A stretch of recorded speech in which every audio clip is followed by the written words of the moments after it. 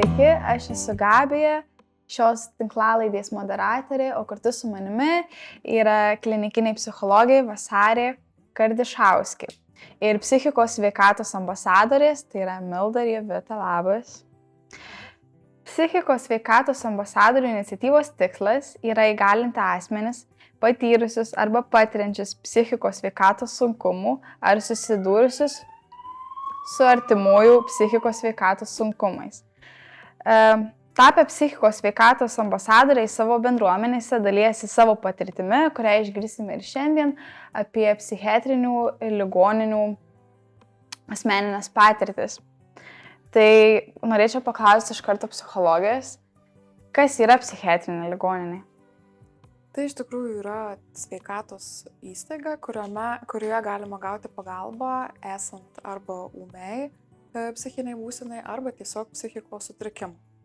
Tai iš tikrųjų kelias tenais būna labai įvairus, kadangi pati esu klinikinė psichologė, tai dažniausiai pacientus nukreipiu, kai matau, kad reikalinga psichiatro apžiūra, pagalba ir įvertinimas.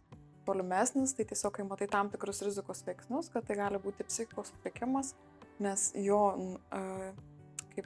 nustatymas, kad tai yra pirmas žingsnis ir vėliau žmogus patenka į gydymo įstaigą.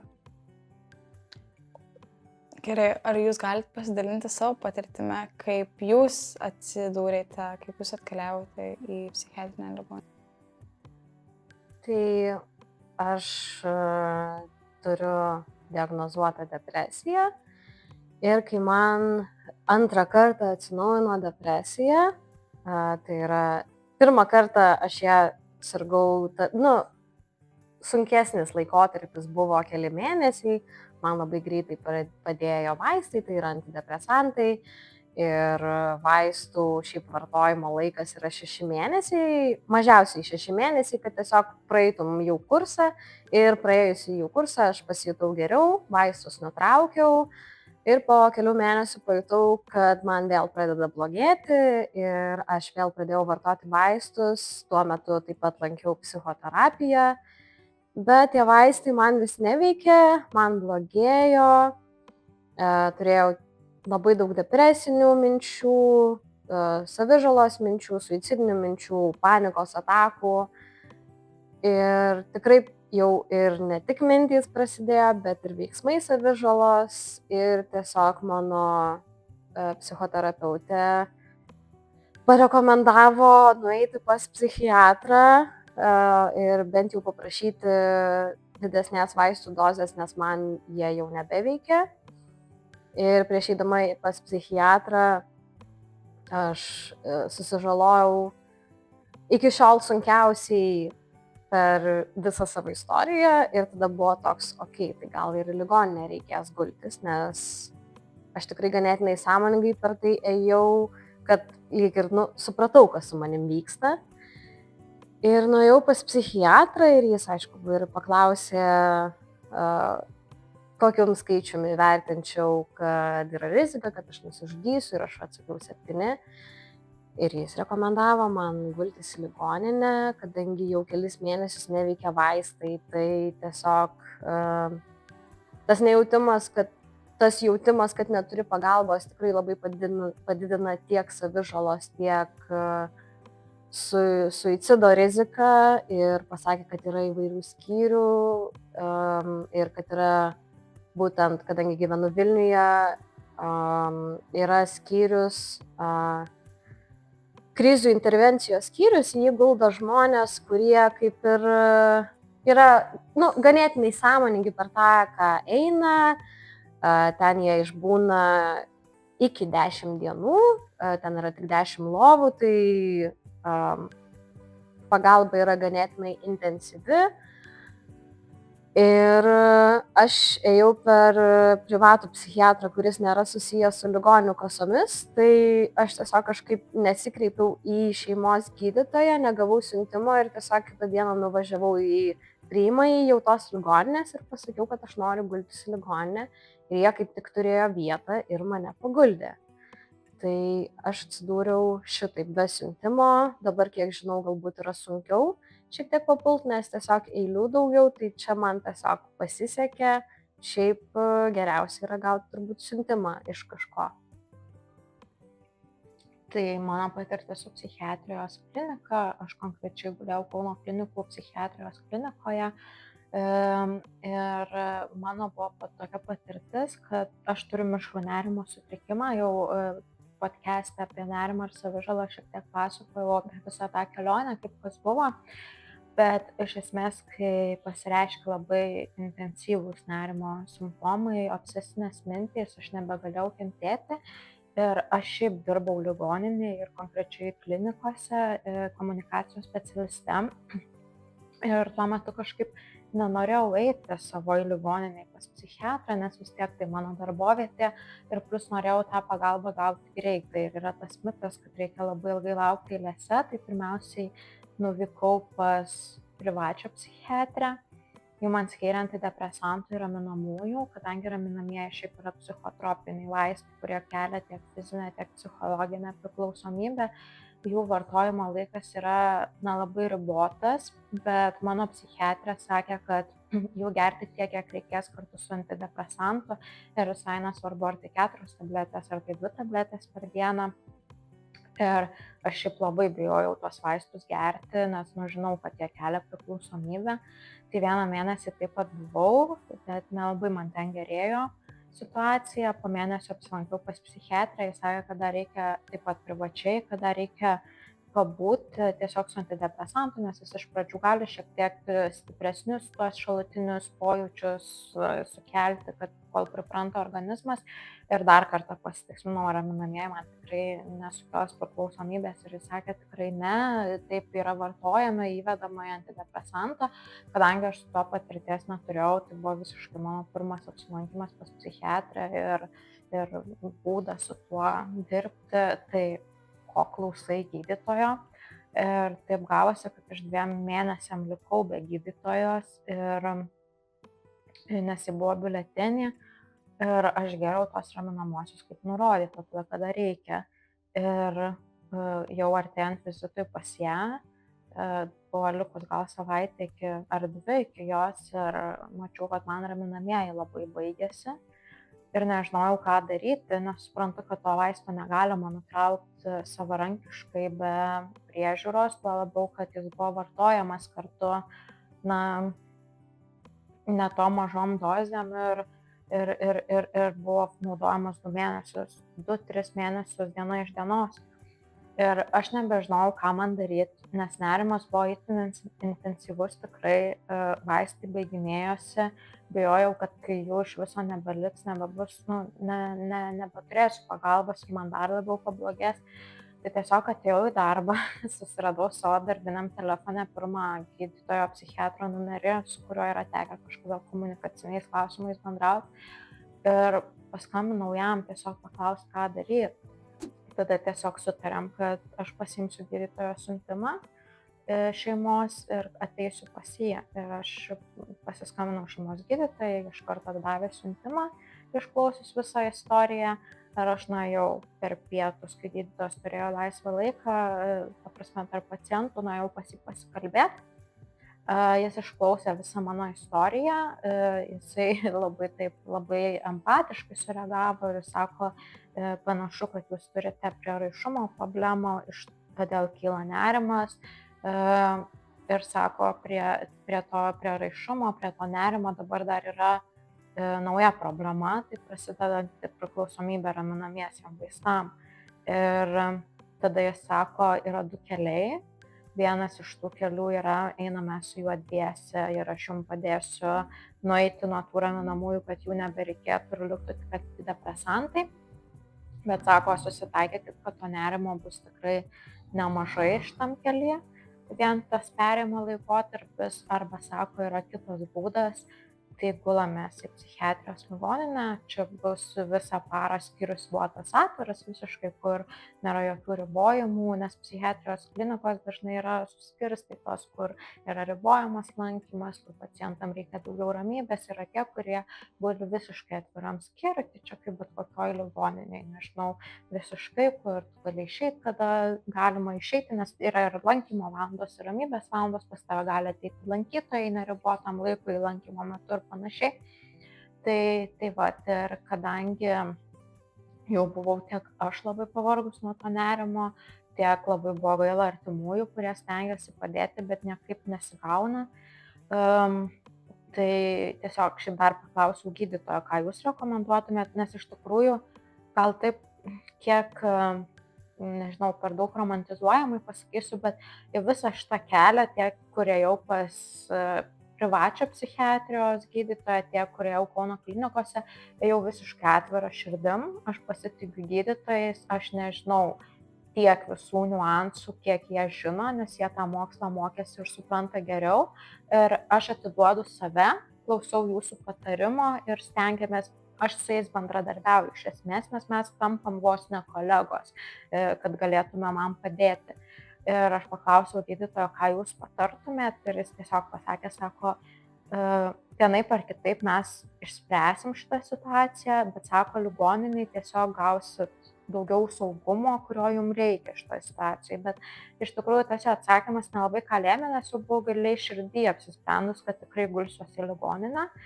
Ir pasakiau, kad galiu gultis, tikrai sutinku.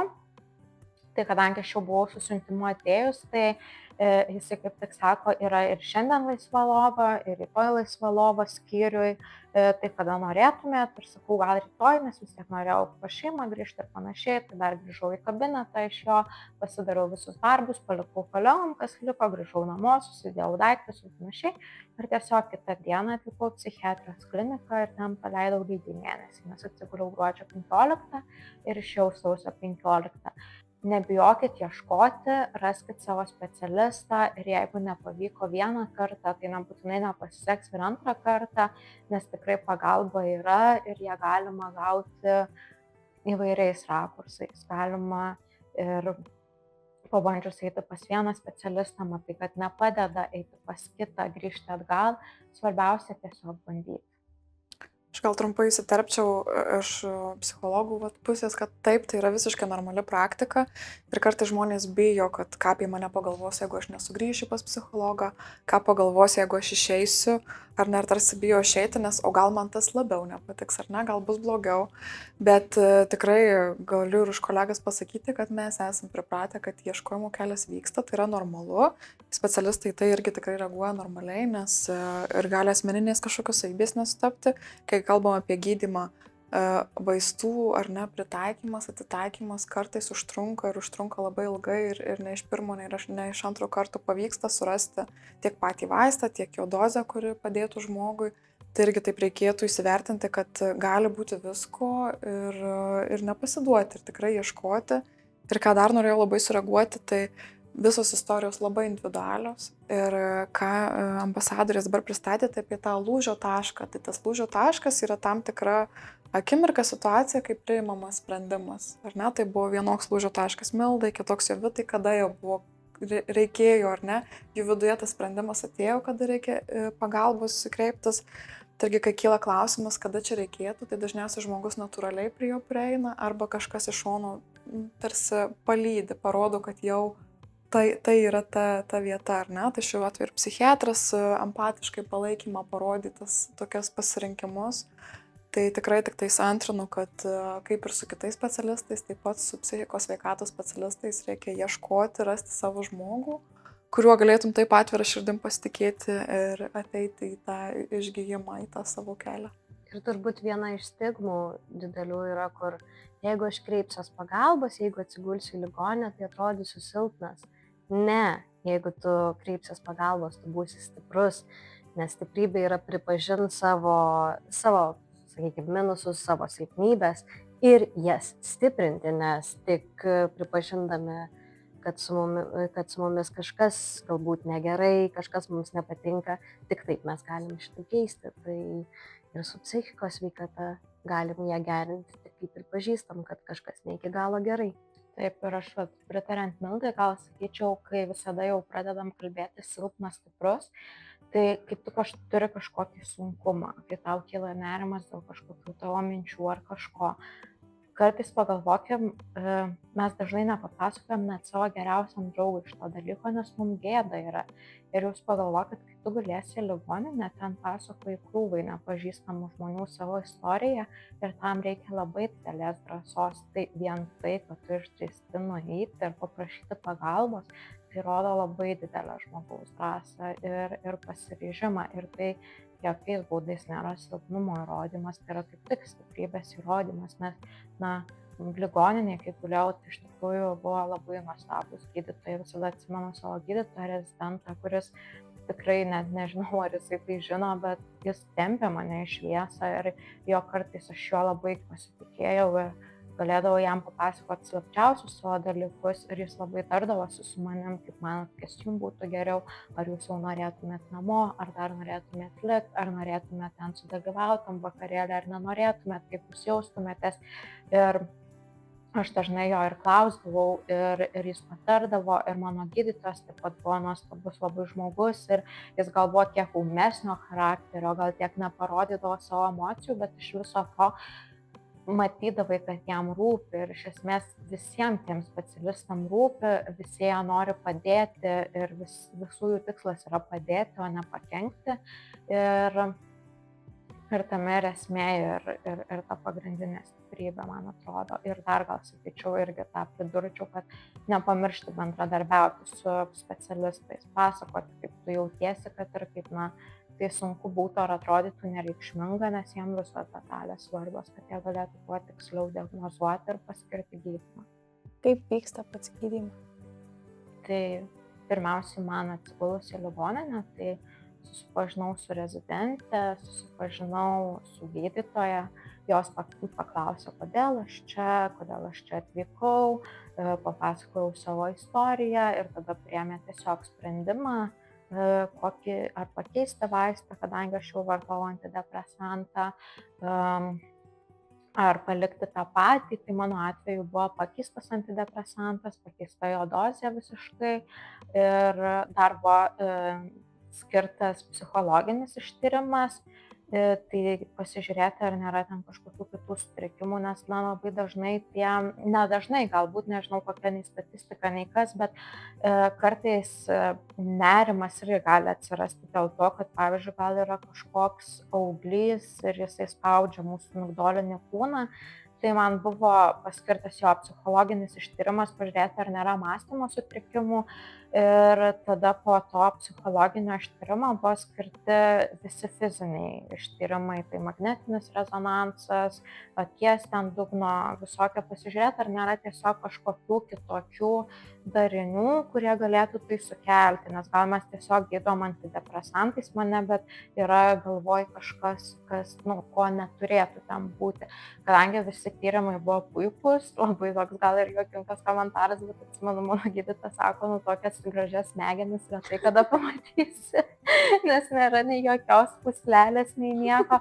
Tai buvo skirti antidepresantai ir tada kiekvieną dieną tiesiog ryte ateina ir vizituoja gydytojai, klausia, kaip tu jautiesi ir jie tada sprendžia, ar tą dozę šiek tiek padidinti ar pamažinti ir tokiu principu viskas ir vyksta. Ir tada jau yra ir slaugytojų vaidmuo, jos ryte duoda tavo vaistus, per pietus duoda vaistus ir prieš miegą duoda vaistus. Tai realiai viskas labai paprastai ir mes esam dažnai gal turbūt linkę tą tokį stereotipinį mąstymą, kad psichiatrijos ligoninės, tai ten minkštom sienom ir užrakintom durim ir ten visi pririšti prie lovos, tai tikrai taip nėra. Net ir sunkiausių būklių pacientai nėra rišami prie lovų, nebent jie kelia grėsmę savo arba kitų gyvybei ir saugumui, bet ir tai yra pats paskutinis būdas, kuris yra taikomas ir čia jau visiškai ekstra atveju, jeigu tikrai niekas nepadeda. Jeigu kažkokie, nežinau, yra išpuoliai prieš personalą ar kažkas, kur nepadėjo vaistai, ta prasme jau ten turi būti ekstrinis atvejis ir taip yra reglamentuota visuose net Lietuvos įstatymuose ir visur. Ir to nevyksta. Čia mes turbūt turim įspūdį iš anksčiau susidarę, bet ten viskas yra gana paprasta. Nuo 10 iki 1 mane ateidavo mama aplankė valandom, nuo 4 iki 8 būdavo mano draugas pas mane. Tai visiškai ten jautiesi kaip bet kokioj kitoj ligoninėj. Mano mano patirtis su gydymu, tai pirmiausia, kai atvykau, kadangi jau prieš tai man tiko vieni vaistai ir tiesiog šį kartą jau grįžus nebetiko jų kiekis, tai pasitarus su manim kitą dieną man padidino jų dozę ir skyrė dar tokius antipsichotikus miegui. Jie kaip ir, toks priedas, kokteilis prie antidepresantų irgi ten kažką reguliuoja, aš net nesu dabar įsitikinus, bet juos tiesiog geriu prieš miegą. Tai gydymas pats vykdavo taip, kad kelis kartus per savaitę aš tiesiog susitikdavau su savo gydytoja ir kalbėdavau apie tai, šiek tiek kalbėjau apie tai, kas įvyko, bet labiausiai mes telkėmės į tai, kas gali būti ateityje ir ji labiau nelindo į tą duobę su manim, bet labiau taip skatino mane galbūt svajoti. Ir tikrai labai didelė, sakyčiau, pagalba buvo tai, kad aš buvau tarp žmonių, kurie turi ganėtinai panašių problemų tas laikas kartu. Taip pat buvo ir tiesiog užsiėmimai kaip dailės terapija. Ateidavo praktikantės pravesti kažkokių seminarų mini apie ten, pavyzdžiui, miego kokybę. Būdavo sportas. Ir tada šiaip būdavo labai daug laisvo laiko, per kurį irgi mane aplankydavo. Aš, tarkim, visą laiką galėjau turėti savo mobilų telefoną, tai irgi taip labai laisvai.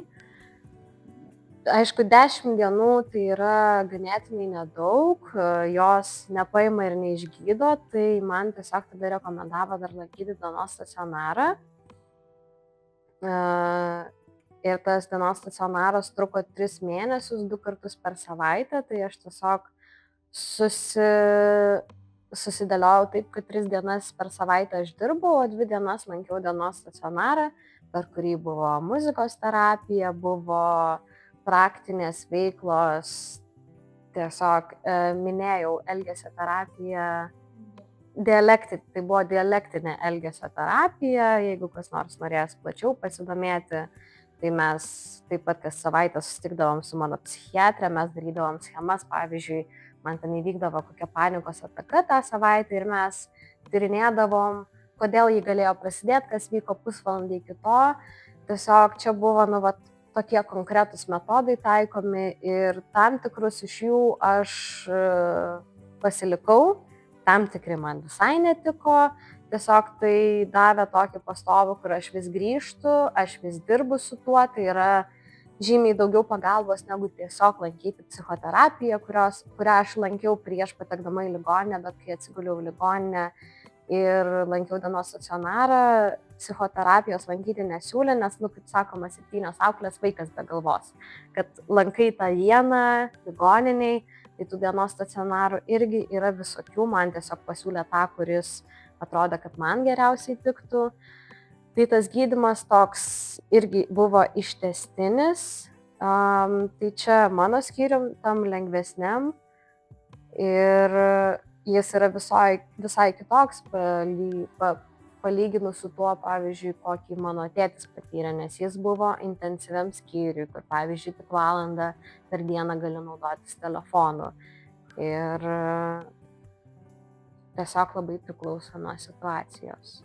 Kas man, pavyzdžiui, įstrigo iš buvimo ligoninėje, aš susiradau ten labai gerą draugę, mes kartu vienoj palatoj gulėjom ir mes viena kitą labai palaikydavom, bet ką atsimenu, kad pirmom dienom, kai tu guli ligoninėje, tau labai patinka, kai tave lanko ir oi, kad čia tik tai daugiau, bet kuo toliau tu guli, tuo labiau supranti, kad ateidami žmonės atsineša savo problemas. Mes pasakojam, kas pas mus yra, o jie pasakoja, nežinau, kitokius dalykus, kas pas juos namie yra ir kas vyksta jų gyvenime.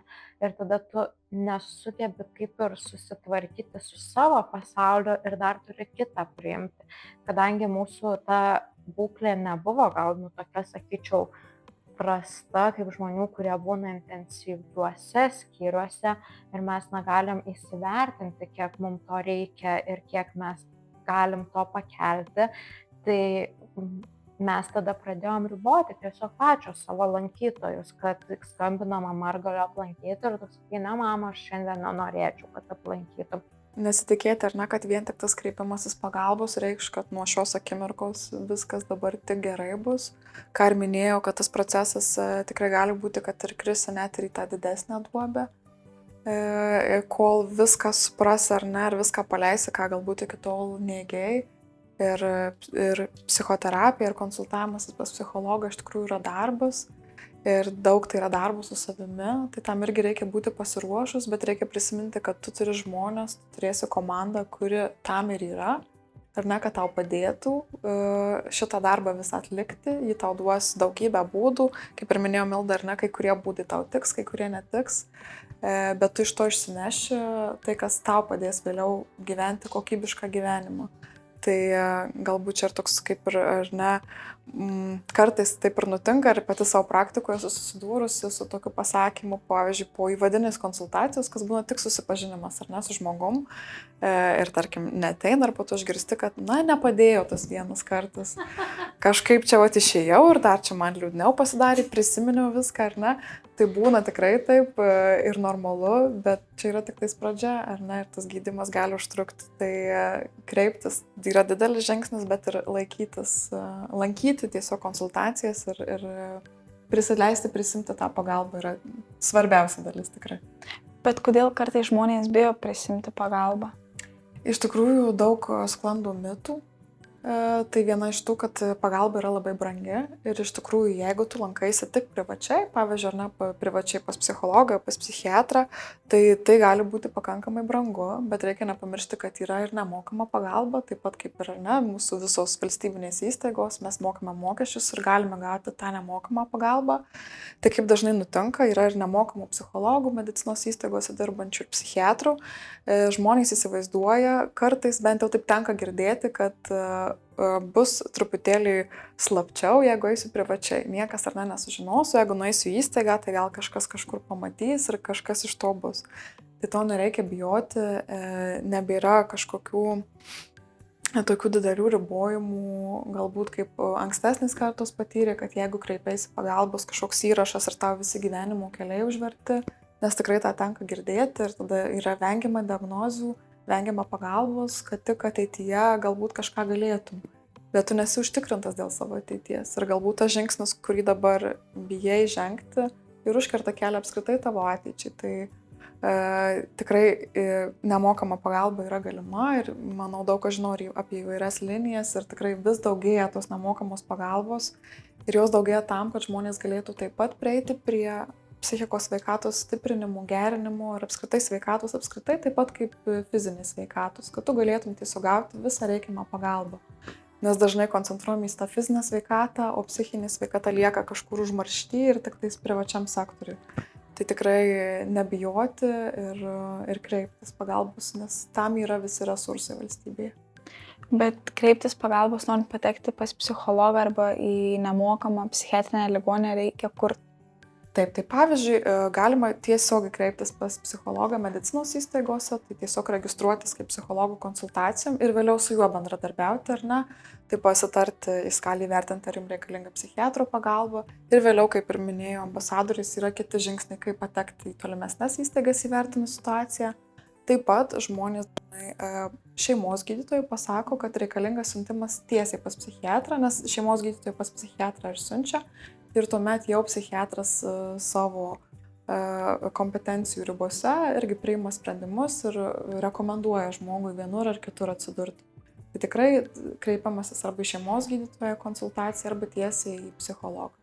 Tai gal galvoju reikėtų paminėti apie mažesnius miestus ir galvojant, kas tikrai kartais būna, kad tiesiog yra mažai specialistų ir gali būti, kad vienaip ar kitaip esi susijęs su tam tikrais specialistais ar gydymo įstaigoje.